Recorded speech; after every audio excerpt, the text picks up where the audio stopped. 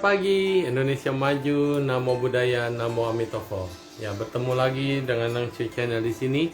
Dan hari ini kita akan ditemani oleh seorang sosok yang luar biasa yang sudah terkenal di dunia Dharma Yatra Indonesia, yaitu Ki Ananda. Perjuangan beliau selama 30 tahun membimbing kita semua dan juga perjalanan hidupnya yang banyak memberikan motivasi, banyak memberikan dorongan dan suasana ceria, apalagi mengajak umat Buddha pergi ke tanah suci India dan di sana bisa belajar banyak hal. Dan demikian juga Ki Ananda pada hari ini akan sharing kepada kita tentang bagaimana hidup di bumi Nusantara ini yang penuh dengan toleransi, bumi Nusantara yang selalu indah dan memberikan harapan bagi kita semua umat beragama untuk hidup saling berdampingan. Ya, sambil menunggu kehadiran Ki Ananda, ya, kita tunggu apakah beliau berhasil masuk dan bergabung bersama kita. Demikian dengan kehidupan. Mana ya si Aki? Sudah masuk. Ya, rupanya Ki Ananda gaul juga. Aki yang satu ini, ya, panutan saya dan senior kita semua ini. Ya, kita tunggu. Diterima Aki lamarannya. Nah, akhirnya yes. Waduh, sampurasun. Akhirnya muncul. Ampurasun Aki, mohon bimbingannya. Sampai suhu terbalik. Sampai Saya yang mohon terbalik ya. bimbingan suhu. Waduh, ini teh sesepuh kita semua udah hadir bersama kita. Mohon kita lihat lah ya perjalanan hidup seseorang dan bagaimana seseorang bisa menunjukkan jati diri dan eksistensinya. Ini sangat penting. Dan kalau kita lihat Aki begitu mencintai Indonesia, bahkan budaya, sampai selalu tidak pernah lepas dari Ieng Mojang Pariangan. Ya maklum kalau udah tua suhu, jadi suka sering pusing. Kalau sering bukan pusing baru 17 kan kemarin ulang tahun. Diikat keras begini. Oh, kayak senggokong ya Ki? Senggokong iya. gitu Ki? Iya, suhu bacain mantra aja nanti dia tambah keras ini. Jangan dong, nggak boleh ya. Tapi ngomong-ngomong sinyalnya ini lemah bener ini. Sinyal. Oh ya? Muka Aki antara ada dan tiada menuju ke arah sunyata dan kekosongan. Waduh. Oh, bitohut. Tapi berarti udah bagus. Hampir mendekat. Iya, bukan mendekat kemana pencerahan atau tok. Nah, udah bagus Ki. Udah bagus ya. Kalau di saya sih jelas, suhu kelihatan jelas. Handsome. Iya. Handsome. Oh, handsome. Aduh, jadi mau terbang bawaannya. Kita terakhir udah lama ya Ki nggak ketemu ya. Nah, bener. Luar biasa memang. Aki ini selalu ada di mana-mana, tetapi selalu ada di hati kita. Nah, ada alam dunia lain ini, ucapannya dari Nancy Maduli. Terjebak di antara dunia. Dan beliau pakarnya dunia lain, Nancy Maduli. Gitu ya. Kenal nggak Ki? Wah, itu Cici Corcole. Kalau ngomong kagak perlu nafas. Begitu. Iya. Iya. Nanti kalau ke Taman Palem harus makan di tempat dia mampir ya. Ya, mudah-mudahan. Apa ya itu? Bebek betutu ya? Apa bebek apa ya? Ayam itulah, saya nggak makan ayam. Suhu nggak boleh. Tahu betutu aja deh. Restorannya Ibu Nancy. Iya, tahu ya. Betutu aja. Tahu. Ibu Nancy Maduli buka restoran di Taman Palem Ki. Iya. Mampir. Laris manis. Makasih Bu. Di Sunter ada restoran laris manis, itu es krimnya enak pisan. Waduh. Iya, selamat pagi Aki. Iya. Bisa kenalin diri dulu buat teman-teman sekalian. Aduh, apa yang mau dikenalin, saya mah cuma orang biasa aja, kakek-kakek yang bahagialah, katakanlah begitu, bahagia karena sisa umur ini masih bisa main sama cucu-cucu, ya itu udah satu berkah yang luar biasa. Iya, ini tuti pakungnya Bogor. Oh gitu.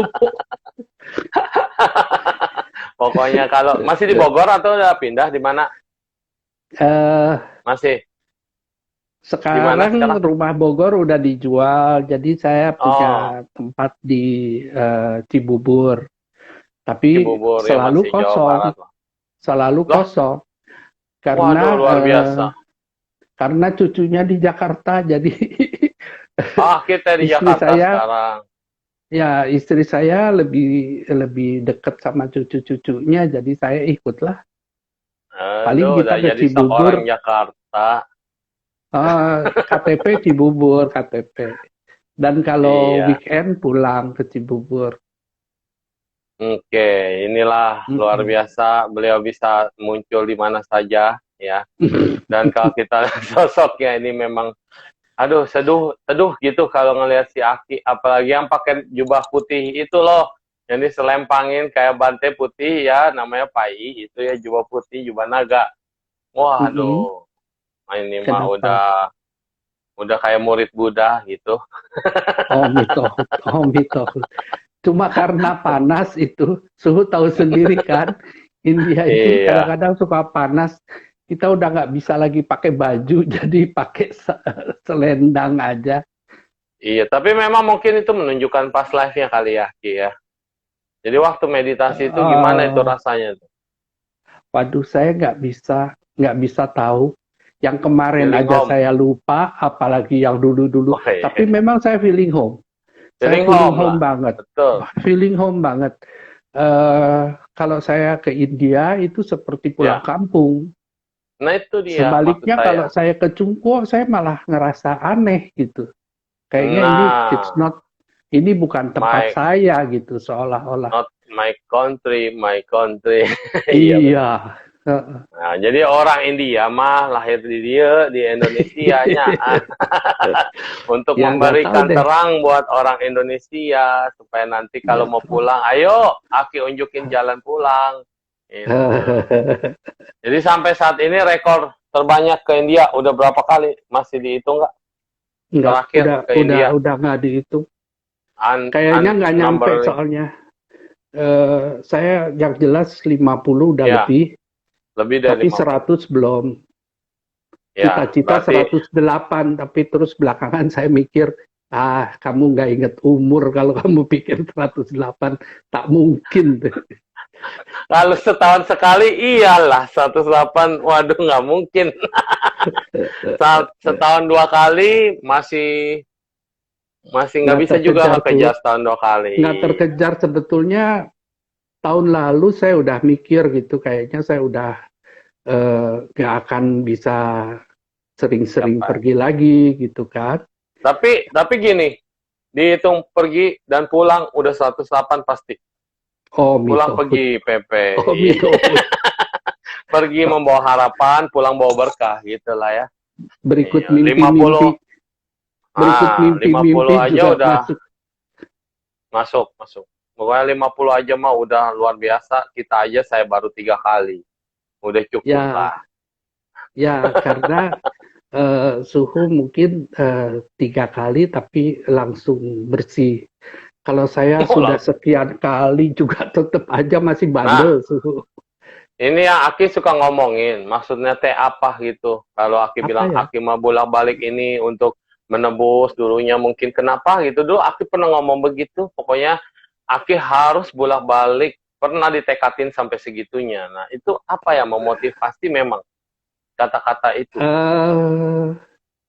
Beneran? Sebenarnya waktu saya awal pergi, itu masih susah, keadaan masih sangat-sangat susah. Jadi, waktu itu internet aja masih dial up. Teto, bunyi gitu.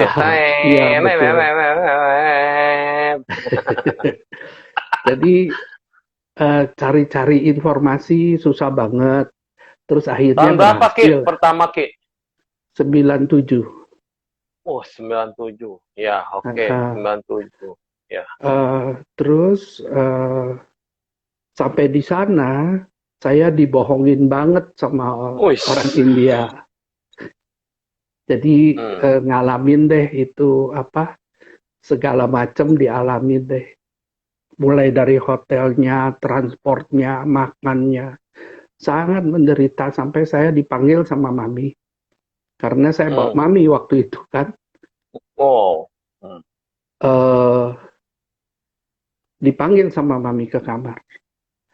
Kamu tuh kalau bawa orang tua, kira-kira ini semua kita ibu-ibu gak ada yang bisa tidur. Semua pada naik ke kursi. Di bawah itu kacwa, tikus. Iya. Waduh, itu udah luar biasa banget. Tapi sesampainya saya di Lumbini, waktu dulu itu, Lumbini itu belum ada Wihara Mahamaya itu belum ada. Ya?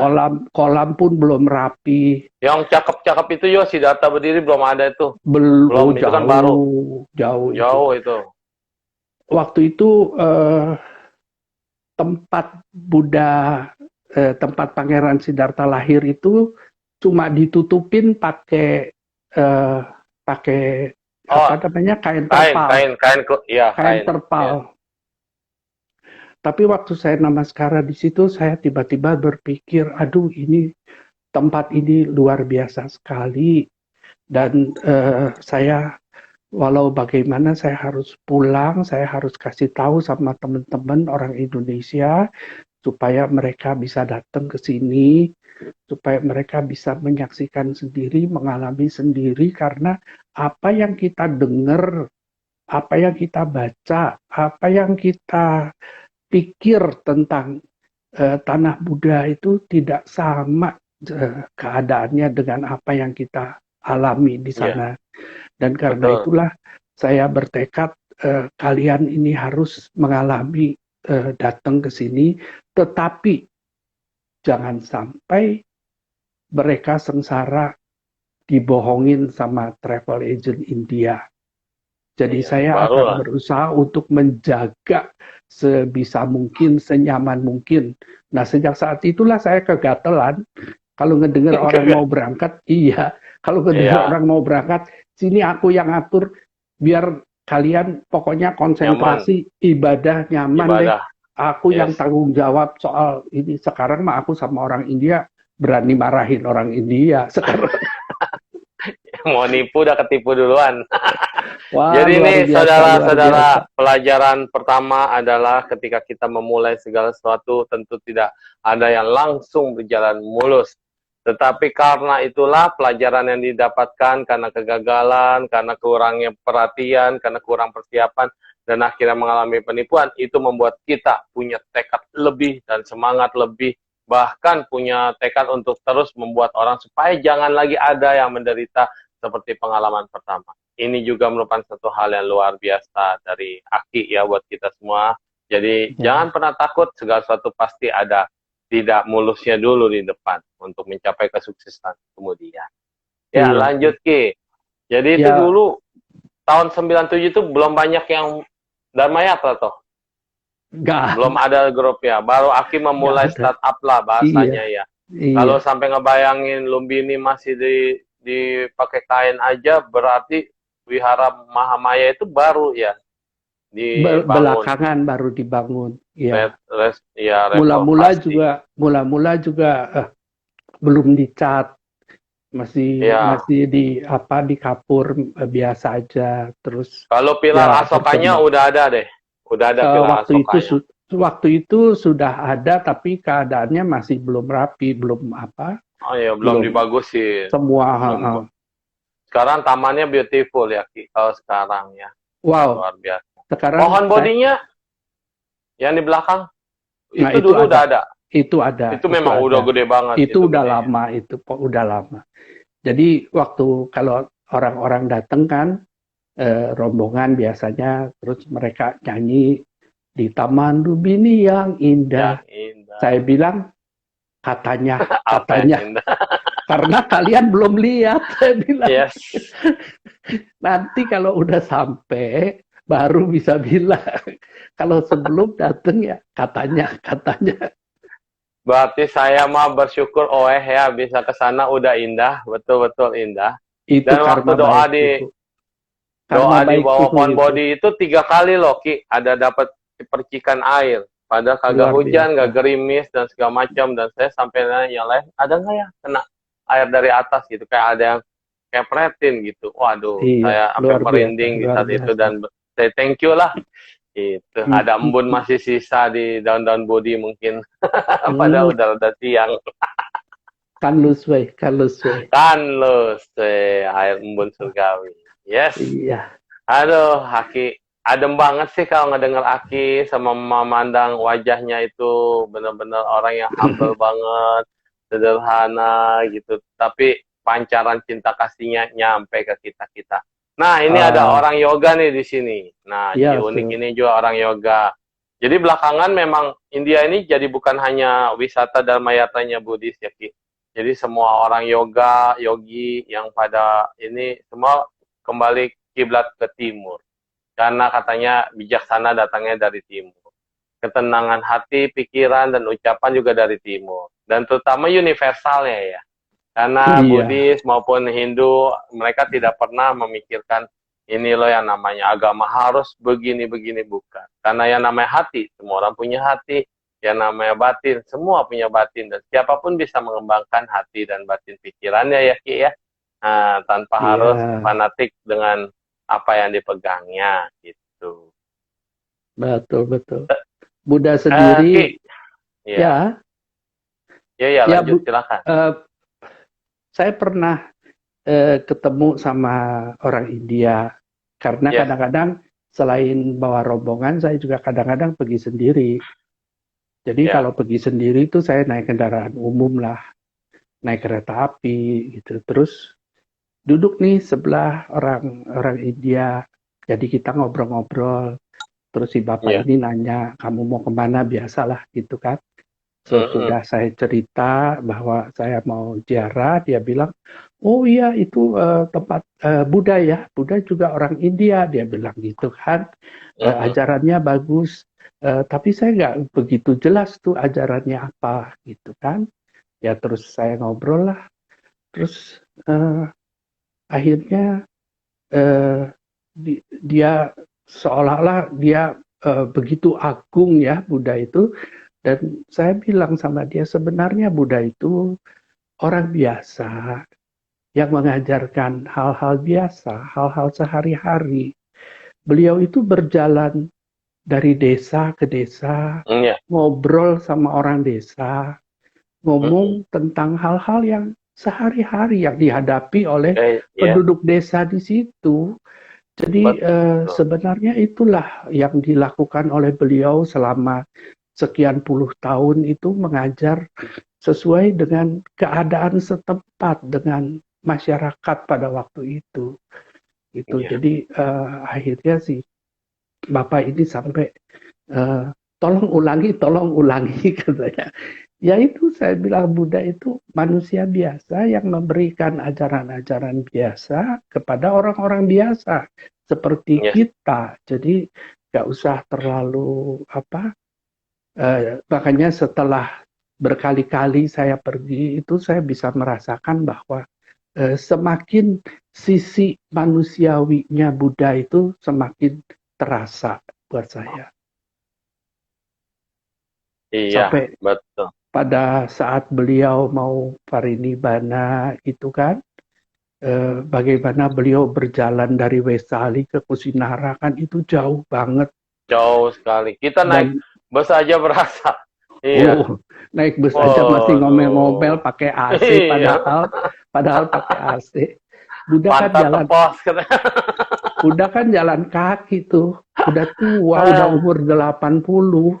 iya, Sampai kayak ngomong sama Bante Ananda, Ananda badan ini kalau kayak kereta tua ya, di iya, sana sini udah mau copot. Kalau nggak diikat di iya. sana, diikat di sini bisa berantakan. Dan pada Iya. waktu beliau sakit, bagaimana beliau mengatakan kepada Bante Ananda, tolong tolong ambilkan saya air, saya haus. Terus kan Ananda pergi, Keruh. dilihat ada keruh, airnya nggak Iya. bisa diambil. Dia lapor ke Buddha, kata Buddha, tapi saya haus Ananda, tolong Iya. ambilkan. Dan ini 3 kali loh diulang. Berarti Ya. kita bisa merasakan bahwa beliau itu pada waktu itu Sangat benar-benar haus. haus. Ya. Gitu. Jadi aduh, Betul. kalau ini membuat kita bisa nangis kalau kita ingat hal-hal seperti itu. Pada Lah awal-awal kita saya kalau di bus aja Ki, di bus nggak dapat minum yang flow terus, kita juga bakal haus sekali, apalagi jalan kaki ya. Ki. Iya, di Oh bus ya, saya itu kalau airnya makanya. pelit, saya komplain. Ini air harus flow terus, karena Oh iya. haus sekali. Apa jalan kaki, bayangin, dulu nggak ada tukang aqua, nggak ada warung pinggir-pinggir jalan. Terus kalau sekarang teh ada pompa di pinggir tuh, masih bisa dipompa. Itu Oh ya, udah modern, abad modern, masih pakai iya, pompa kayak dragon, pipa dragon zaman dulu. benar. Iya. Nah, Dan mandi rame-rame di situ ya. iya. Kalau orang India Sekarang kan di situ, iya. zaman Buddha 2500 tahun yang lalu, kebayang. Nggak ada tukang minuman, nggak ada tukang jualan, nggak ada warung, dan memang betul-betul masuk, terus kobangan yang bekas dilalui oleh kereta kerbau. Dan memang Ananda bilang itu keruh, tidak bisa diminum. Tapi Buddha berkata untuk ketiga kalinya, aku mau minum. Dan akhirnya keajaiban terjadi. Dan akhirnya bersih. Bersih. Impossible kalau dipikir ya. Kalau Ananda nurut yang pertama, berarti Ananda ngambil yang keruh. Ananda nurut yang kedua, masih keruh. Tapi Ananda masih tidak akan melihat Buddha mempunyai keajaiban, mempunyai luar biasa dan sebuah tekad dari ketiga kali. Bahkan 3 kalinya baru Ananda bilang, barusan keruh, dan sekarang benar-benar bening. Berarti para dewa dan segala macam itu memang eksis dan ada, dan mempersembahkan minuman untuk Buddha. Luar biasa. Kalau nggak ada kejadian itu ya mungkin biasa aja kali Ki ya. Akhirnya Ananda mengambil air yang keruh. Berarti Buddha bukan orang biasa Ki. Ya disitulah kita juga bisa melihat kebesarannya beliau. Bagaimana sampai saat sekarang ini masih membekas ya. Jadi seperti Suhu bilang tadi, di bawah pohon Bodhi mendapat percikan air suci. Itu kan satu rahmat yang menunjukkan kebesaran, keagungan beliau. Ya, bagaimana saya juga bisa sampai seperti ini. Ini kalau saya pergi biasanya mau pulang itu saya masih nangis, masih mikir, ini kapan saya bisa balik lagi? Padahal kalau dipikir-pikir, bodoh banget.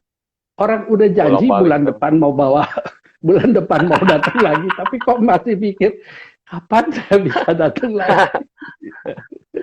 Karena selalu bersyukur, bisa hidup ada setiap harinya, kehidupan adalah realita, dan selalu ingat dengan kematian, maka manusia itu akan terus diberikan bonus panjang usia dan panjang umur.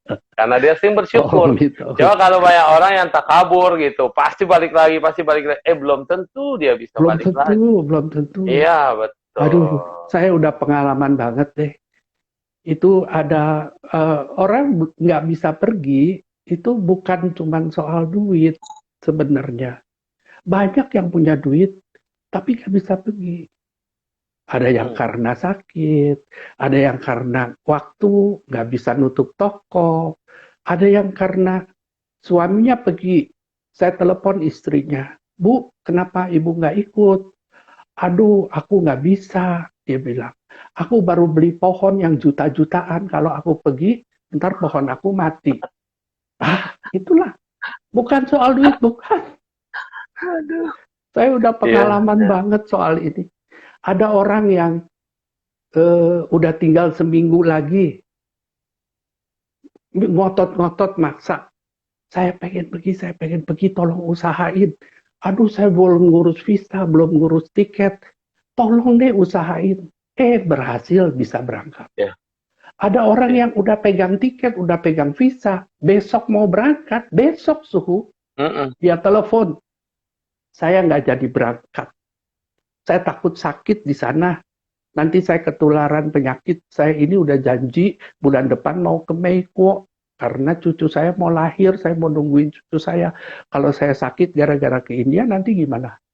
Saya batal. Saya bilang, batal nggak bisa Bu, nggak bisa diapa-apain. Ya biarin uangnya hilang nggak apa-apa. Pokoknya saya nggak pergi.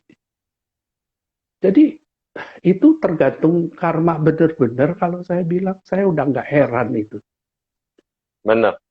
Inilah kita umat Buddha, Ki. Foto gambaran Buddhisme, gitu ya. Kalau misalnya kita lihat dengan saudara kita yang muslimah, gitu ya, atau muslimin, mereka betul-betul tekad mau ke Mekah. Mereka mau tekad naik haji. Naik haji itu tunggu tahunan, katanya ada puluhan tahun juga untuk dapat sekarang naik haji. kalau mau 27 tahun antrinya. 27 tahun. Nah, mau Iya. naik haji 27 tahun.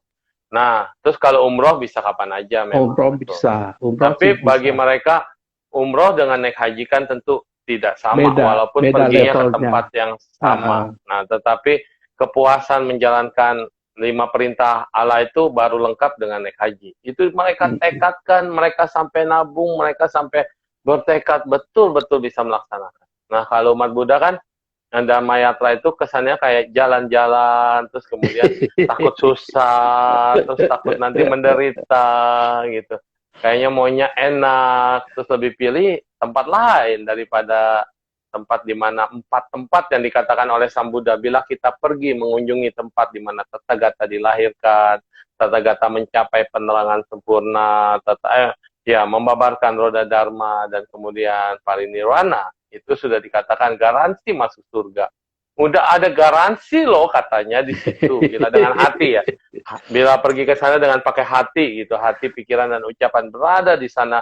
Pawo, tangsia, huocai di sana pada saat itu kita merenung dan menggunakan. Udah garansi masuk surga. Digaransi itu dalam kitab Udana ya kalau nggak salah ya. Nah, terus kemudian umat Buddha masih mikir, masa sih itu kan lihat di TV, CNN, atau apalagi jorok katanya negaranya makannya pakai gitu. Aduh, katanya nggak bisa ngebayangin.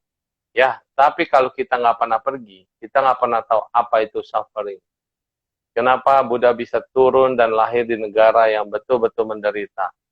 Istana ya istana. Kenapa udah enak di istana, terjaga makan dan segala macam. Malah mau keluar dari istana untuk menjadi seorang pertapa biasa dan sampai akhirnya tercapai realisasi kesempurnaan karena melihat masyarakat yang miskin itu betul-betul di bawah garis kemiskinan.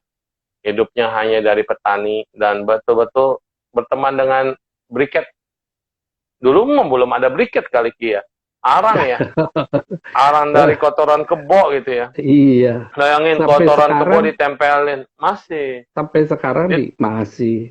Itu iya, ditempelin di rumah lagi jadi tembok. Aduh, Mak. Dan kerbau hidupnya di dalam rumah juga. Ya, di Jawa juga ada sih. Tetapi di sana lebih wah, nggak kebayang. Benar. Betul-betul dari situlah. Sedih saya waktu pertama kali ke sana.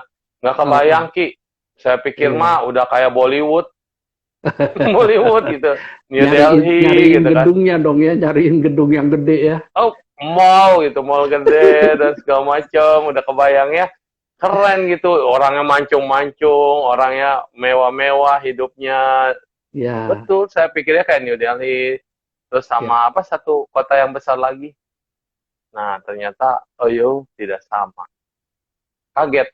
Pertama kali kaget. Itu kok nggak salah pertama kali ketemu Amprokan juga sama Aki ya, rombongan Aki kan kita ketemu. Kalau nggak salah iya. Iya, itu pertama kali saya menapakkan kaki juga di sana. Ya, memang nggak semua umat Buddha sih, Suhu. Kita juga harus bangga. Misalnya saudara-saudara kita orang Sri Lanka ya. Yes. Mereka banyak yang ke sana udah tua-tua sih. Ya, kadang-kadang ada yang seperti teman-teman kita di sini, mereka nabung dari muda. Kadang-kadang ada juga yang anaknya jadi TKW atau TKI, kemudian ngirim uang untuk mengongkosi orang tuanya untuk pergi ziarah. Itu sangat-sangat menyentuh. Kadang-kadang mereka rombongan Sri Lanka itu kalau saya lihat udah pakainya bajunya putih-putih terus Putih-putih, gitu. iya. Nggak pakai Kadang-kadang, alas. ya, kadang-kadang mereka nggak makan di restoran, tapi Ya, bawa kompor, lesehan. bawa Iya, ya, sayur, bawa lesehan. masak sendiri. Jadi Iya, setibanya di satu tempat tuh masih musim masak, masih musim macem-macem, ngurus sendiri. Aduh, itu semangatnya yang kita bikin kita happy ya. Kita juga turut bermudita lah sama melihat ya. semangat mereka itu. Justru Begitu juga, mereka kayak naik haji gitu kayaknya, Ki. benar-benar. Betul-betul mereka menempatkan Damayatra ke India, orang Sri Lanka ya. Itu benar-benar Ya, kayak naik haji, pakai iya. putih-putih semuanya Heeh, dan benar-benar doanya, waduh, merinding, heeh, kusuk heeh. banget. Kita Hmm, lalu lalang, orang Indo kalau doa masih bisa lihat kanan kiri. Mereka betul-betul kusuk, fokus. Tersentuh hmm. saya dengan suaranya, getarannya dan apa. Mereka benar-benar kayak betul-betul kayak naik haji istilah betul Iya, bagi iya. mereka. Begitu juga dengan orang-orang dari Birma, ya, teman-teman kita itu. Jadi kalau kita ketemu di sana tuh kayaknya senang, apa? eh, karena bertemu dengan saudara-saudara banyak dari berbagai negara. Jadi saya Ya, selalu berpesan kepada teman-teman yang bareng satu rombongan, halo, eh, kita sampai di sini, kita harus jaga ya, karena kita bawa nama negara. Jangan ya, sampai nanti kalian ketawa-ketawa di tempat suci dan lain sebagainya. Ketawa boleh, tapi jangan sampai wah gitu kan, heboh gitu. Karena ini tempat ini orang-orang sedang bersembahyang, sedang bermeditasi. Nanti kalau ditanya itu rombongan siapa? Kalau dibilang rombongan Indonesia kan jadi Indonesia yang jelek namanya. Jadi kita juga mesti jaga gitu. Itu yang selalu ya. saya juga pesen sama teman-teman. Journey, itu baru India ya. India 50 kali. Nah, kalau Nepal, Ya Nepal kurang lebih lah, karena kalau di Lumbini kan adanya di Nepal. oh ya, maksudnya Nepal Jadi yang belahan kalau lain, Ki. oke, Yang jadi atas. biasanya begitu. Mereka kan ada juga yang pengen menghemat waktu, menghemat biaya, cuma dari India ke Lumbini di perbatasan terus balik lagi ke India. Hmm. Tapi sering juga ada rombongan yang mengatakan, kita udah sampai ke Nepal, ke Lumbini, kenapa nggak ke Kathmandu, ke ibu Hmm. kotanya gitu. Jadi Yes. pergi juga lah ke Kathmandu atau ke Pokhara. Pokhara itu indah lah, karena Ya, ya. itu untuk melihat danau ya. Eh, dan ke Kathmandu, di Kathmandu itulah yang tadi Suhu bilang bahwa kita bisa melihat antara umat Hindu dengan umat Buddha itu Mudah, saling harmonis jalin sekali. menjalin, saling jalin menjalin. Jadi kalau ada hari raya umat Buddha, orang Hindu datang ke Hindu juga wihara. merayakan. Nah, Ya, sebaliknya juga begitu. Kalau mereka ya, umat Hindu ada acara apa-apa, umat Buddhanya juga datang gitu datang. ke kuil. Nah, Ini kayak di jadi Jawa sekarang di hmm, Jawa Muslim, Buddha, Kristen saling benar-benar. membantu-bantu. Terus zaman dulu Benar. Majapahit kayak begitu. Dan itu Iya, sekarang iya. terjadi di Nepal. Ah, ah. Dan Nepal Jadi, itu ternyata setelah saya pelajarin sejarahnya ya dari yang Golden Temple itu, bahwa mereka keturunan suku Sakya yang asli. Sejak ya Nalanda memang, dihancurkan, ah, ah. mereka mengungsi ke sana. Dan tidak ada anggota sangga memang katanya jadinya sekarang. Mereka Eh, umat biasa dibotakin aja ya. Dan terus iya, membaca kitab suci. iya betul. Iya, Ah. Jadi luar biasa. memang suku Sakya itu pada saat diserang oleh suku Kosala, kerajaan Kosala, mereka melarikan diri ke lembah Kathmandu. Dan Hmm, makanya sampai sekarang di lembah Kathmandu itulah banyak suku Sakya. Orangnya iya, ganteng-ganteng sebetulnya, iya, tinggi-tinggi. bagus. Iya, Eh, Mereka kebanyakan profesinya seni. Jadi kalau seni, kita ke Lalitpur itu atau Patan, di sana Patan. banyak di sana banyak suku Sakya yang menjadi pengrajin eh, kuningan untuk membuat rupang Buddha atau rupang Bodhisattva. Kemudian juga ada yang kayu, ukiran kayu, ada yang pokoknya seni lah mereka. Dan ada satu keanehan di Nepal ini, yang ada Iya. seorang dewi yang hidup kan. Oh Suhu ya, pernah itu dengar Dewi Kumari. Kumari? Muncul Kumari. kemarin Aki waktu Oh saya ya? ke sana. Waduh, nggak diminta, itu benar-benar karma baik. Terus Senping baru Iya. bilang, ini katanya di sini jam-jaman, kalau jamnya kita pas, dia keluar. Baru ngomong gitu, tiba-tiba jendela dibuka. Oh, Ting, iya. dan keluar. Ya karena memang masih anak-anak, jadi kadang-kadang suka ngambek. Biarin dipanggilin apa, dia nggak mau Nggak keluar. mau. Ya, itu suku Sakya, Suhu. Oh, Kumari itu memang nggak tahu gimana ceritanya, tapi nggak tahu gimana sejarahnya, tapi selalu dipilih seorang gadis dari suku gadis, Sakya ya, yang belum yang menstruasi. ya itu yang diangkat atau dipilih menjadi Dewi Dewi Kumari. Kumari. Iya. Ya. Dan tatapannya itu natap kita semua satu-satu gitu, kayaknya ini anak kecil tapi kok tiba-tiba seperti dewasa sekali. Terus juga ya dia cuma menatap doang, orang-orang itu benar-benar ini benar gitu, kayak Oh ngelihat iya, iya. sesuatu yang luar biasa. Dan ya mungkin dikatakan kita beruntung bisa lihat lah ya, karena datang 2 kali nggak terbuka. Dan pas Oh datang gitu. kemarin terakhir ini pas ngelihat langsung. Uh-uh. Iya. Ya kadang-kadang saya pergi ke sana, kadang-kadang enggak. Jadi memang karena tempatnya luas ya, Kathmandu juga banyak Ya, daerah, banyak tempat yang bisa kita kunjungi. Jadi kadang-kadang digantilah supaya nggak bosen mereka ya. pergi kemana gitu. Kita sih pergi ke yang Mahayananya Ki, tempat Manjusri, tempat siapa tuh namanya Miralepa, Gua Oh, Miralepa, Gua iya iya. Manjusri, terus juga Padma Sambawa. Uh-uh. Terus sama ke Gua Padma Sambawa juga. Saya mah pikirnya goanya kayak di Cungko gitu ya. Jadi masuk satu goa muncul di goa lain. Jadi kayaknya kan jauh gitu jalan. Taunya goanya cuma tempat meditasi aja. Apa Iya. namanya gunung yang dicoak gitu ke dalam. Tapi ada telapak tangannya. Dan saya nyobain Ki. Kebetulan kok pas ya. Wah. Enggak lah, kalah gede dikit. Tapi kayak wow, meditasi di tempat seperti ini dan pencerahan. Wah, ada aja gitu kantung semangatnya mereka dan luar biasa. Dan naiknya itu ampun tinggi sekali. Tapi saya kalah sama AI dari Surabaya, udah umur hampir berapa? 60 apa 70, hampir 70 lebih. Dia pelan naik tangga nyampe ke atas. Nyampe ya. Nyampe dan Ya saya itu. itu juga saya agak pelan, bukan pelan, agak pelan sampai di atas ngos. Terus dia Ya. bilang, "Saya biasa yoga, Suhu." Oh. Di situ rahasianya. Saya tiap hari lari pagi, Suhu. Iya. Oh, saya cuma mimpi larinya. Suhu udah ke Semangat. Tiger Nest di Butan. Belum. Nah, itu Justru tinggi Butan juga, Suhu. Tinggi destinasi itu. terakhir kayaknya. Oh Butan. gitu. Itu Iya, tinggi saya juga. takutnya nggak mau pulang kalau udah ke Butan. Katanya negara yang indah.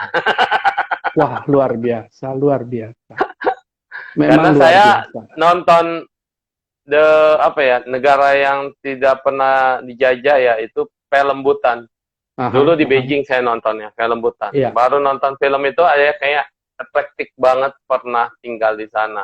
Jadi kayaknya wah pokoknya nggak bisa diungkapkan dan saya sampai sempat ngeluarin air mata waktu nonton ini. Jadi kayaknya Butan itu tempat destinasi yang harus dikunjungi. Wah, iya. Baru ke Nepal kemarin Aki. Jadi India udah 3 kali, Nepal dan semuanya ada impress yang luar biasa memang. Kayak suku Sakya. Aduh, nama saya Sakya Sugata gitu kan. Berarti beruntung bisa ketemu dengan sesama suku di sini. Gitu. Banyak saudara ya. Banyak dan wonderful. Ada ke tempat Siwa yang dia itu loh, yang dia ngapung, ditemukan sama petani katanya di danau itu. Tempat patung Siwa yang patung Siwa yang berbaring di Nepal. Aduh, nama tempatnya lupa saya. Itu kan wihara Hindu tapi kita pergi dan katanya di Pond Body itu mereka betul-betul kusuk. Ada satu ketemu sama, dia bilang dia apanya gitu, kayak panditanya lah ya di sana. Dia bilang dia udah keliling dunia, dia udah ke Singapura, ke Malaysia dan segala macam. Tapi dia bilang dia tetap harus kembali ke tempat itu dan jaga tempat itu. Karena katanya pusat energinya terbesar malah di situ, di tempat Oh, oke. Krishna ya, yang Krishna ngambang. Wisnu. Wisnu ngambang Wisnu. itu. Memang bagus banget tempatnya. Ah, Iya. ya, begitulah riwayat perjalanan. Terus Ki, dari 50 perjalanan, pasti ada satu kejadian atau satu momen di mana Aki flashback balik atau merasa betul-betul kenangan atau gimana, bisa diceritain yang paling berkesan Hmm, dari sekian banyak perjalanan. Pasti ada satu dong yang wow, itu paling amazing. Kejadian apa itu? sebenarnya kalau saya pikir-pikir, setiap kali Tempat ya? Beda-beda ya. setiap kali pergi itu selalu ada sesuatu yang baru, sesuatu yang Iya. membuat saya tergugah, Kantung. katakanlah. Iya, kantung tentu. Dan itu tidak sama setiap kali karena kan kita pergi dengan orang yang nggak sama ya. Berbeda, yes, Ya, betul. berbeda. Memang ada beberapa yang dutiampi, tatiampi juga sih pergi. Jadi buat mereka mungkin sudah tahu lah gitu. Tapi mereka pengen 2 kali atau 3 kali. Tapi selalu kalau buat saya selalu pergi itu selalu berbeda dan selalu mempunyai kesan yang tersendiri. Berbeda-beda. Kesempatan untuk belajar dari sesama anggota rombongan, apalagi kalau suhu-suhu yang pergi atau para biku yang pergi, itu saya bahagia banget gitu kan. Biasa kalau di Indonesia mau ketemu aja susah, tapi kalau ikut rombongan kan udah nggak bisa kemana-mana tuh. 14 hari di dalam bis kita tempel terus tuh, belajar terus. Tempel, kalau akinya hilang kita yang bingung nyariin. Gak Leadernya Aki. Tungguin aja, nanti bulan depan juga datang lagi, saya jemput. Tapi kenapa semua rata-rata di Kusinara yang pada nggak nangis? Nggak tentu. Ada juga yang dibuat gaya ya? Oh, dibuat gaya banyak, di Taman Rusa juga banyak, di Lumbini juga banyak. Memang Kusinara lebih membawa suasana.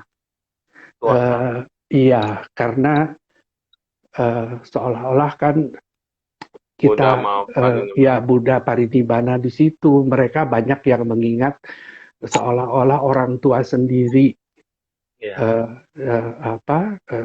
seolah-olah sedang bernamaskara dengan orang tua sendiri gitu. Jadi mungkin terbawa perasaan itu nangis ya.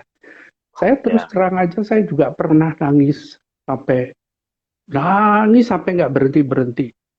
Tiba-tiba di Kusinara. Justru bukan di tempat Buddha Parinibbana, tetapi di tempat candinya, di tempat kremasi, di tempat kremasi. Terus tiba-tiba waktu saya lagi nangis sejadi-jadinya, mungkin saya cengeng atau gimana, tiba-tiba di kuping ini ada yang ngomong, itu air mata apa air mata buaya? Aduh, saya langsung berhenti. Langsung berhenti.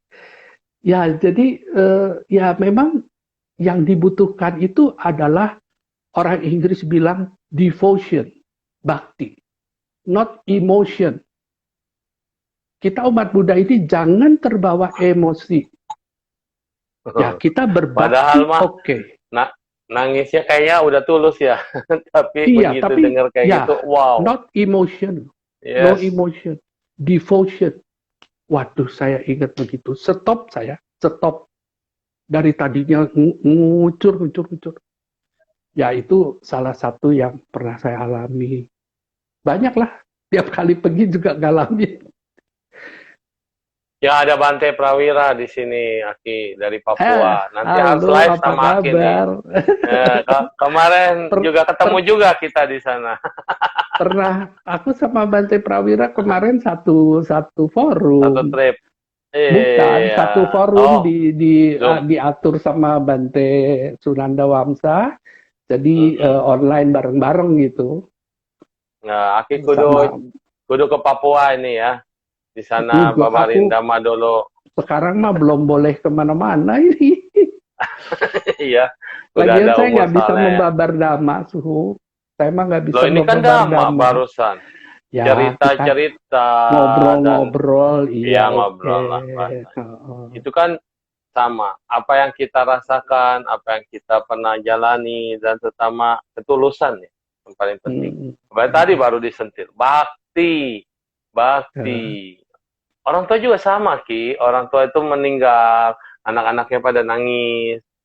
Pertanyaannya kalau boleh yang sama tadi, nyentil juga. Yang menangis itu, rasa baktimu apa?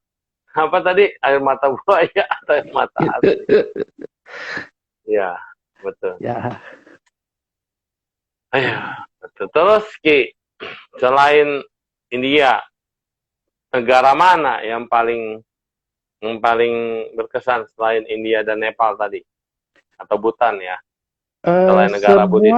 semua tempat saya rasa sangat berkesan karena bahkan Eropa juga buat saya berkesan gitu. Saya pernah ke ke Barcelona, yang orang-orang pada ke gereja Sagrada Familia.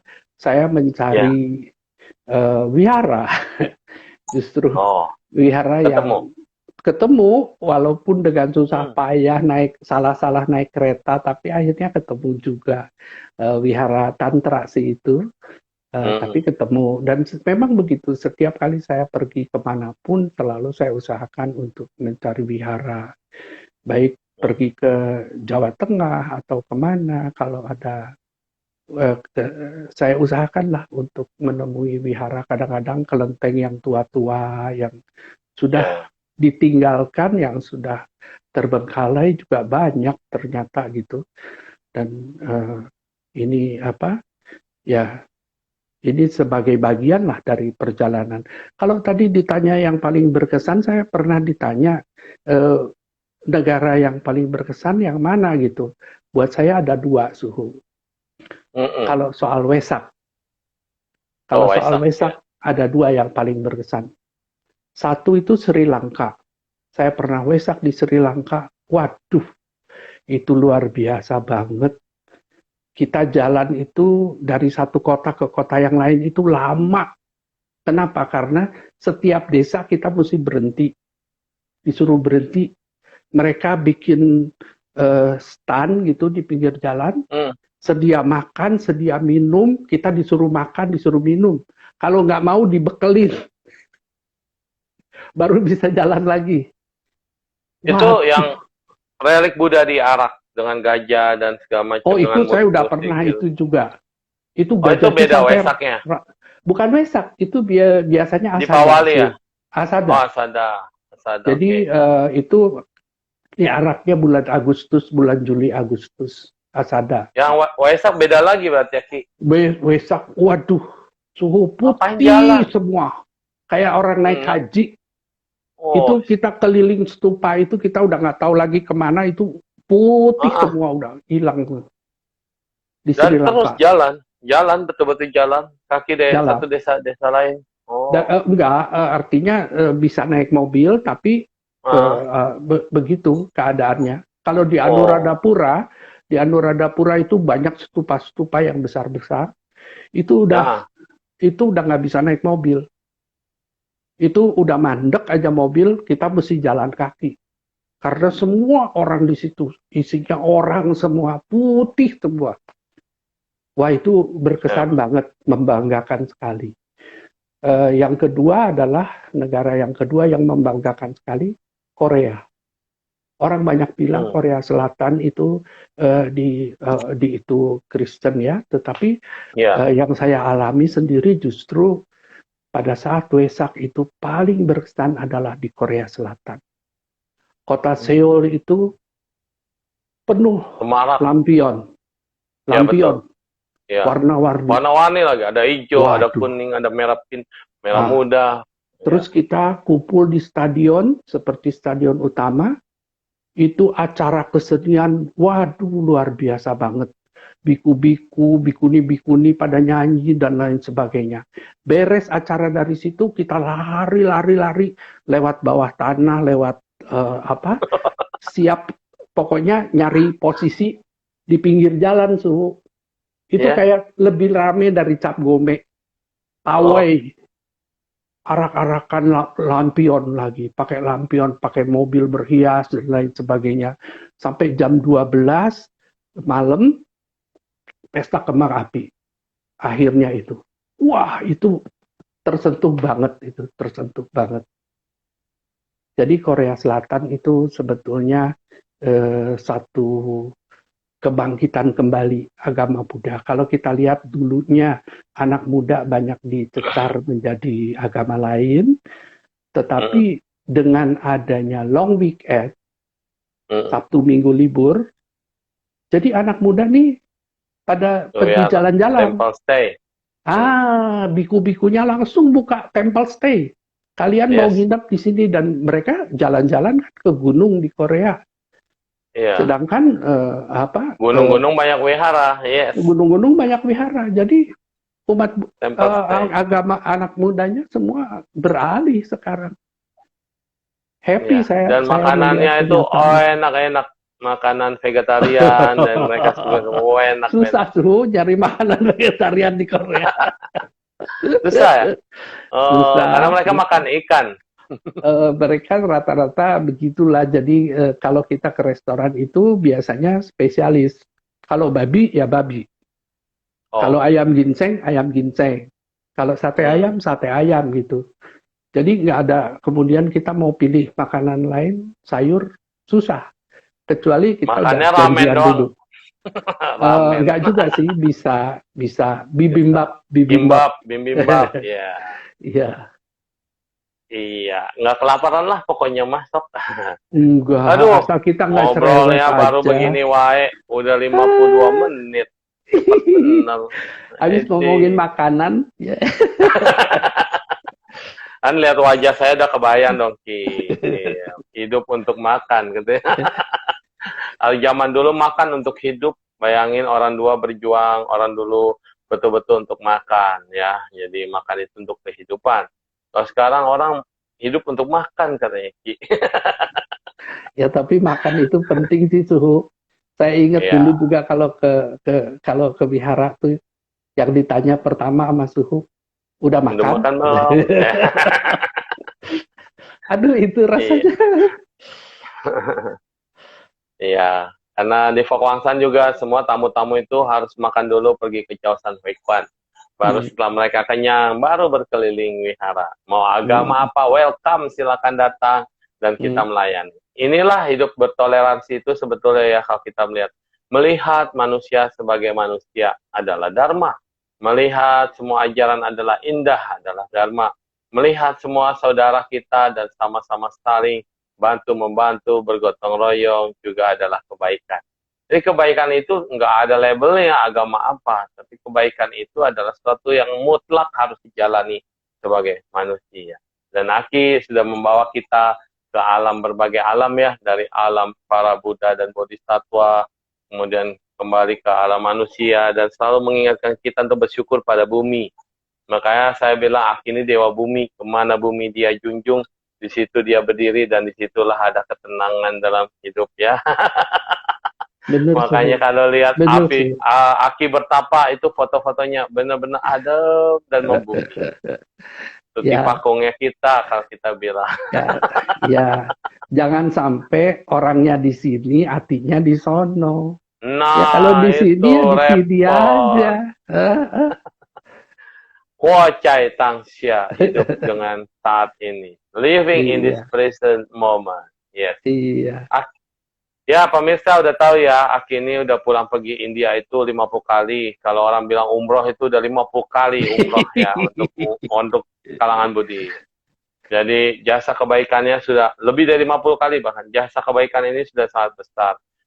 Dan kemarin ada Pak Kusuma, itu dia juga tour guide. Dia juga membawa juga pergi ke Dharma Yatra. Dan dia memang berkata setiap kali tempat, walaupun saya bukan Buddhis, walaupun saya Buddhis, walaupun keluarga saya juga yang bercampur, tapi siapapun pergi ke tempat apapun, di mana tempat itu pernah ada sejarah yang berkata orang besar pernah lahir di sana.